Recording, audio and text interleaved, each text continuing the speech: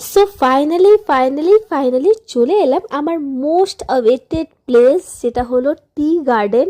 আমার tea garden দেখার ইচ্ছেটা না অনেক দিন ধরে ছিল। আর টি গার্ডেনটা এমনি দেখেছি, কোথাও গেলে ট্রেন থেকে দেখতে পাই, কিন্তু টি গার্ডেনের ভেতরে ঢুকে টি গার্ডেনে ফটো ক্লিক করার অনেক দিন ধরে ইচ্ছে ছিল। মেন আমার টার্গেটটা ছিল টি গার্ডেনের আসা, মানে দার্জিলিংয়ে আসা, মানে টি গার্ডেনে আসা।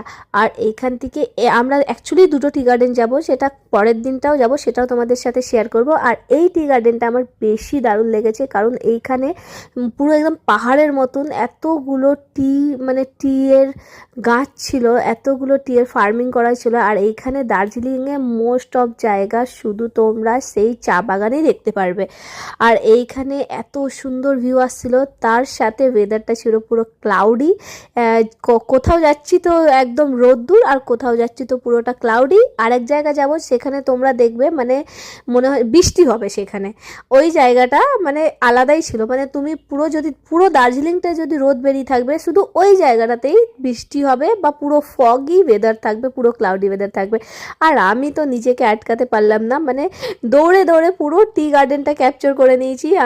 সানি পুরো হাঁপিয়ে গেছিলো, কারণ আমি ওকে নিয়ে নিয়ে দৌড়াচ্ছিলাম। তার সাথে সাথে বললাম চলো দৌড়াই, আমাদের ভালো ভালো ভিডিও হয়ে যাবে। এতদিন পর মানে ফাইনালি আমরা টি গার্ডেন এসেছি, আর সানিও খুব খুশি ছিল। আর এখান থেকে জাস্ট তোমরা ভিউটা দেখো, এত সুন্দর ভিউ ছিল।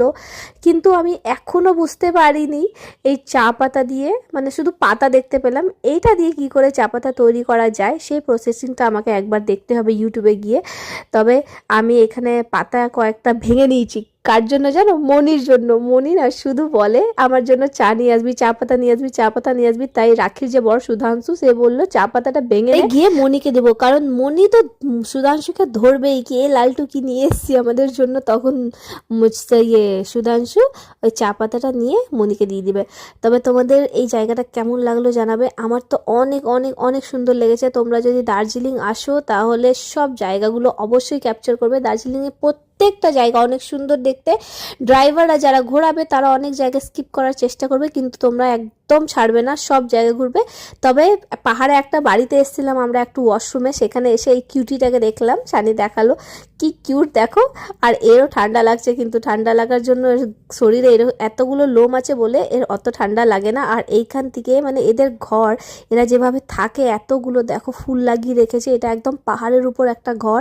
মানে এরকম ঘর যতটা সুন্দর দেখতে লাগে, এনাদের মানে থাকাটা বা এখানকার সার্ভাইভ করাটা খুবই কষ্টকর। কিন্তু সত্যি আমি এই ঘরটাতে এসে এত ভালো লাগলো, মানে একটা একদম গ্রামের ফিলিং আসছিল, তার সাথে এত সুন্দর একটা ভিউ।